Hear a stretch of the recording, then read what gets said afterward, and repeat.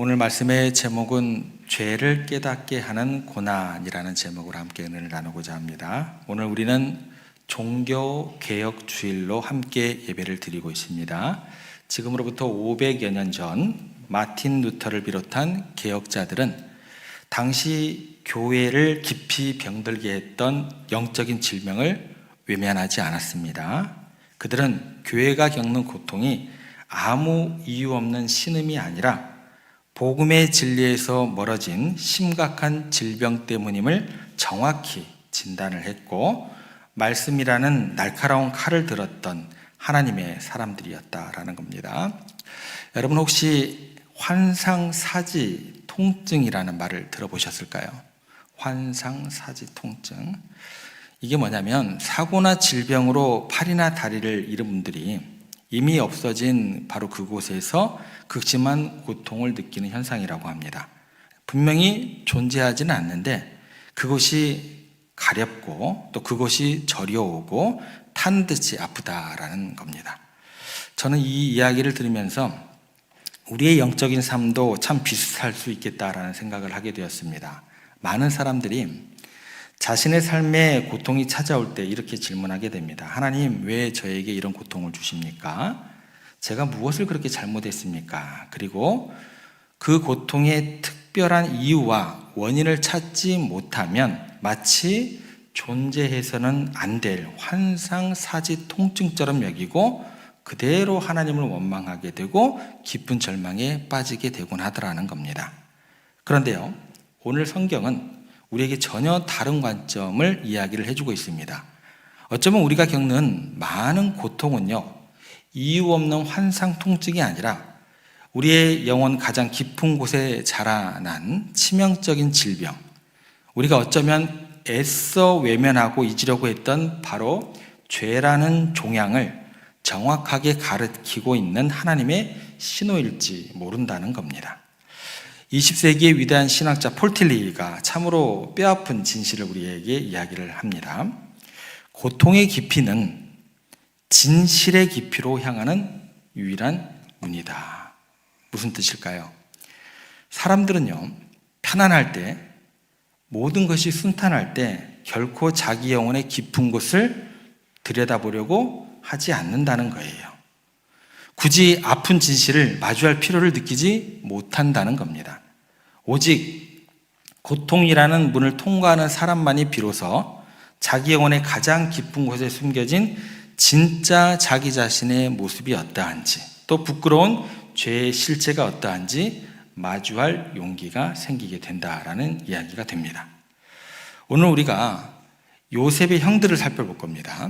요셉의 형들을 통해서 고난이라는 피할 수 없는 현실 속에서 그들이 22년간 굳게 닫아두었던 죄의 판도라 상자를 마침내 열게 되는 그 고통스러운 순간을 우리가 목격하게 될 겁니다. 그리고 그 형들의 모습을 통해서 오늘 내 삶에 찾아온 이 고통이 나를 향해 무엇을 말하고 있는지, 하나님께서 나에게 무엇을 원하시는지 우리가 깨닫는 은혜의 시간 되기를 간절히 소망해 봅니다.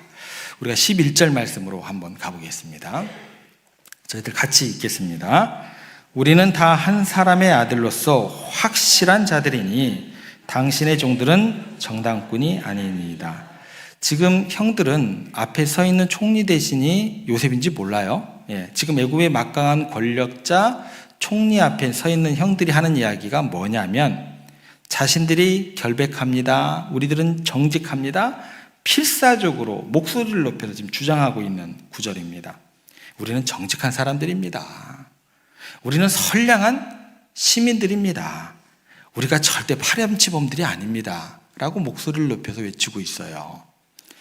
형들은 지금 지난 22년 동안 자기들이 스스로 만들어 입었던 자기의라는 단단한 갑옷을 자신 있게 총리 대신에게 내보이고 있습니다.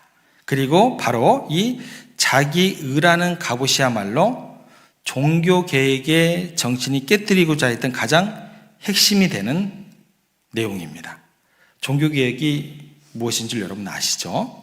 그것은 바로 인간의 공로나 선행이 아닌 오직 하나님의 은혜로만 구원받는 라는 진리 앞에서 우리가 스스로 만들어 입고 있던 나는 이만큼 착합니다, 나는 이만큼 의롭습니다, 나는 이만큼 공로가 있습니다 라는 모든 주장, 다시 말해서 모든 자기 의의 갑옷을 벗어 던지고 오직 하나님의 은혜 앞에 벌거벗은 죄인으로 서는 것, 이게 종교개혁이었습니다.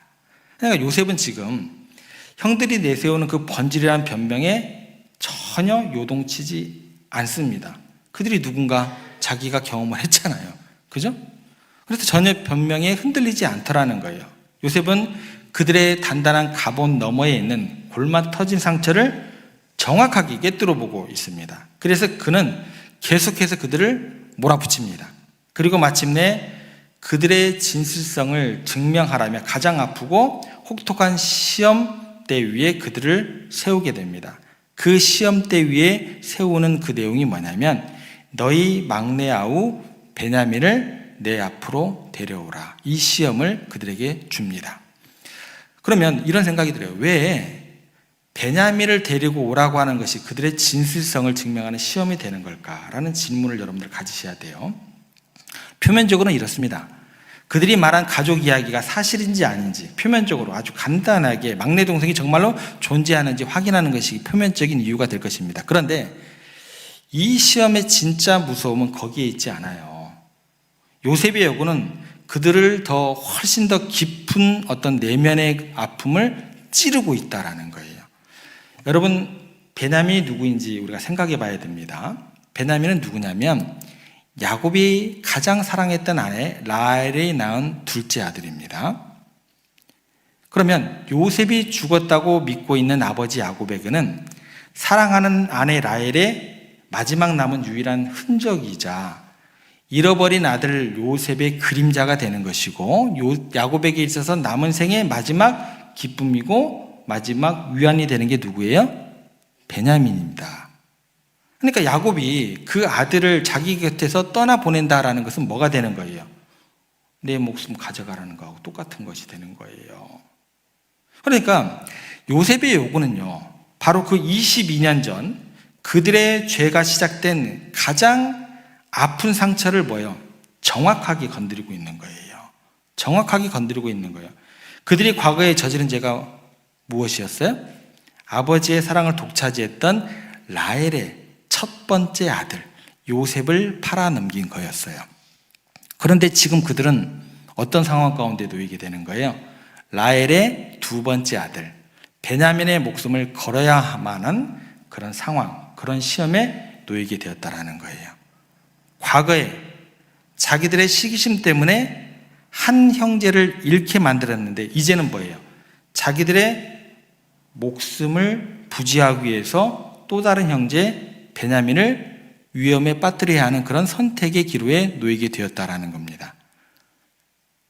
그러면 만약 그들이 22년 전과 똑같이 이기적이고 다른 사람을 생각하지 않고 잔인한 사람들이었다고 한다면 아버지의 슬픔이나 동생이 아니는 생각할까요? 하지 않을까요? 안 하죠. 생각하지 않고 어떻게든 베냐민을 데려와서 자기들이 살 길을 찾았을 거예요. 그러나 만약 그들이 변했다면 그들은 이 요구 앞에 엄청난 고뇌에 빠지게 될 겁니다. 아버지 고통을 생각하겠죠. 동생의 안전을 걱정하겠죠. 그리고 과거의 죄를 떠올리면서 괴로워하겠죠. 그래서 입술로만 외치던 우리는 정직한 사람입니다, 우리는 파렴치범이 아닙니다 라는 그 고백이 이제 그들의 삶 전체, 어쩌면 목숨을 건 그런 상황 가운데서 그들의 희생으로 증명되어야만 하는 가장 아픈, 어쩌면 괴로운 시험대 위에 서게 된 거예요. 그래서 베냐민을 데려오라는 것은요, 표면적으로도 베냐민 동생이 있는가 없는가 이 정도의 문제가 아니라는 거예요. 굉장히 어려운 시험이 되더라는 거예요. 그런데 이 엄청난 시험 앞에서 그들의 마음이 이제 요동치기 시작해요. 그런데 여러분 생각해 보세요. 사람들의 마음이 쉽게 변해요, 안 변해요? 대답을 못 하시는데요. 22년간 싸워왔어요. 22년간. 자기 자신을 합리화했어요. 22년 동안. 이 갑옷 부술 수 있을까요? 스스로? 이 합리화의 벽이요, 웬만큼 높은 게 아니다라는 거예요. 그들은 어떻게 해요? 어떻게 해서든지 변명하고자 하겠죠. 어떻게 해서든 이 상황을 모면하라고 했을지 모른다라는 거예요. 그리고 요셉은 그들의 흔들리는 눈빛 속에서 아직은 진정한 회개에 이르지 못한 그 완고한 마음을 보았을 것입니다. 그래서 요셉은 그들에게 시간과 공간을 줍니다. 세상의 소음과 변명이 차단된 절대적인 고독의 시간을 줘요. 그리고 오직 자기 자신의 내면과 마주해야만 하는 침묵의 공간을 줍니다. 그곳이 어딜까요? 바로 감옥입니다. 그래서 감옥이 그들에게 주어지는 거예요. 바로 이 지점에서 우리는 중요한 영적 원리를 발견하게 됩니다. 하나님은 때로 이처럼 감옥과 같은 고난을 통해서 우리의 가장 깊은 곳, 우리가 가장 감추고 싶어하는 죄의 실체를 드러내시는 분입니다. 요셉은 형들을 차가운 감옥에 사흘 동안 가두어 버립니다. 어둡고 축축해요. 그죠? 그곳에서 죽음의 공포가 없어하는 그 절대적인 침묵 속에서 비로소 형들은 단단했던, 깨어지지 않을 것 같은 자기 합리화의 껍질들이 하나씩 벗겨지기 시작했을 거예요. 그리고 마침내 그 짙은 어둠 속에서 22년 동안 잠자고 있었던 오래된 그들의 죄의 기억들이 스물스물 어떻게 됐을까요? 떠오르기 시작했겠죠. 그리고 사흘이라는 고통이 지난 후에 그들의 입에서 놀라운 고백이 터져나오기 시작합니다. 그래서 우리가 읽었던 본문 말씀 중에 가장 핵심이 되는 구절이 21절입니다. 21절 말씀 저희들이 함께 읽겠습니다. 그들이 서로 말하되 우리가 아우의 일로 말미암아 범죄하였도다. 그가 우리에게 애걸할 때에 그 마음의 괴로움을 보고도 듣지 아니하였으므로 이 괴로움이 우리에게 임하도다. 여러분, 이 금방 읽었던 구절은요, 22년 동안 형들이 단 한 번도 하지 않았던 고백입니다. 우리가 아우의 그 처절한 고통을 외면했기 때문에 오늘 우리가 이 끔찍한 고통을 당하는 것이다 라는 고백의 내용입니다. 그런데 그 고백의 시작이 뭘로 시작하는가 우리가 좀 보겠습니다. 그 고백의 시작이 뭐냐면 우리가 범죄하였도다 라고 되어 있어요. 처음으로 자신들이 겪는 이 고통의 뿌리가 자신들이 과거에 저질렀던 바로 그 죄에 연결되어 있음을 정확하게 깨닫고 있는 장면으로 그 고백이 시작하더라는 거예요. 그 다음에 어떤 말이 나올까요? 기억이 너무나 생생하게 떠오르는 고백이 나옵니다. 그 다음에 나오는 구절이 이겁니다. 그가 우리에게 애걸할 때에, 형들이 지금 그 순간의 요셉의 모습을 어떻게 해요? 정확하게 기억하고 있어요. 차가운 구덩이 속에서 어린 요셉이 형들의 이름을 하나씩 불렀겠죠. 루벤 형, 시몬 형, 레위 형, 유다 형. 형들이 또 도통 많아요. 다 불렀겠죠. 형들의 이름을 하나하나 부르면서 살려달라고 얼마나 애타게 부르짖겠어요. 그게 떠오르는 거예요. 그런데 형들이 이 울부짖음만 들은 게 아니에요. 그 다음에 뭐라고 고백하는가 보세요. 그 다음에 뭐라고 나와요? 함께 읽겠습니다. 그 마음의 괴로움을 보고도 그들이 뭐를 봤어요? 요셉의 고통스러운 그 눈빛을 분명히 봤습니다. 봤어요. 그런데 이 모든 것을 듣고 본 형들이 어떻게 했다고 그 다음에 나오는 줄 아세요? 보시죠. 듣지 아니하였으므로. 뭐요? 고의적으로 귀를 막아버린 거예요. 의식적으로 마음을 닫아버린 거예요. 이게 뭔 줄 아세요? 죄의 본질입니다. 연약한 자의 고통 앞에서 귀를 막고 눈을 감아버리는 것, 이게 죄의 본질입니다. 그리고 그 결과가 뭐라고 나오는 줄 아세요? 이 괴로움이 우리에게 임하도다. 여러분, 이게 흔들리지 않는 하나님의 영적인 법칙입니다. 뿌린 대로 거두는 거예요. 죄는 결코 그냥 사라지지 않습니다. 반드시 우리 삶의 고통이라는 결과로 찾아오는 날이 있게 되는 거예요. 한 병원의 원장님이 이런 이야기를 하더라고요. 인간에게 고통은 축복입니다. 고통이 없으면 인간은 결코 멈추지 않습니다. 자신의 몸이 부서져 가도 고통을 느끼지 못하면 절대 멈추지 않습니다. 고통은 우리를 파멸로부터 지켜주는 생명의 브레이크입니다. 맞는 얘기 같죠? 고통은 우리 영혼의 브레이크가 되는 거예요. 죄악을 향해서, 파멸을 향해서 폭주하고 있는 우리를 벼랑 끝에서 멈춰 세우는 하나님의 사랑 가득한 경고요, 신호가 되는 겁니다. 요셉의 형들은 지금 기근이라는 혹독한 그 고통 앞에서 자신들의 그 죄악된 삶에 22년 만에 처음으로 급브레이크를 밟고 있는 거예요. 사랑하는 성도 여러분, 이 형들의 고백이 옛날 이야기로만 들리시면 안 돼요. 저는 이 말씀을 묵상하면서 우리 한국교회의 모습을 떠올리지 않을 수 없게 됩니다. 이 사회의 수많은 아픔과 고통 앞에서 우리가 범죄하였도다라고 눈물로 통회하며 고백하는 교회의 소리를 듣기가 참 어려운 시대를 살아가고 있습니다. 우리 주변의 연약한 이웃들이 고통받는 것을 보고도 듣지 아니하였으므로 이 사회에 이토록 큰 괴로움이 임하였도다라고 가슴을 치며 회개하는 부르짖음이 잘 들리지가 않는 시대를 살아가고 있습니다. 안타깝지만 교회는 침묵하고 있는 것 같습니다. 이 땅에 복음이 처음 들어왔을 때 이름도 없이 빛도 없이 찾아왔던 선교사님들은요, 십자가 하나만을 들고 가장 낮고 아픈 곳으로 들어가셨습니다. 그들의 삶이 뭐였어요?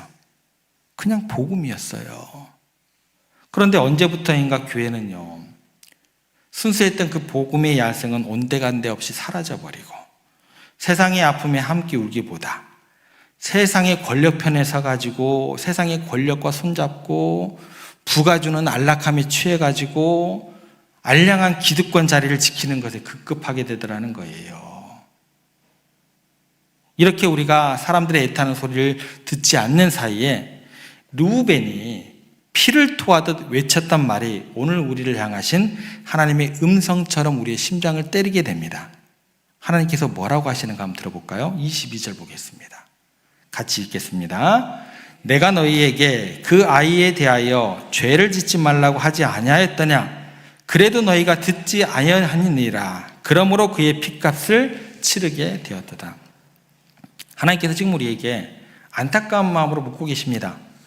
너희 주변에 고통받는 사람들에 대해서, 너희 사회의 이웃들에 대해서 내가 너희에게 성경을 통해서 그렇게 그들과 함께하고 울고 아파하고 울라고 하지 않았느냐? 그런데 너희들이 듣지 아니하므로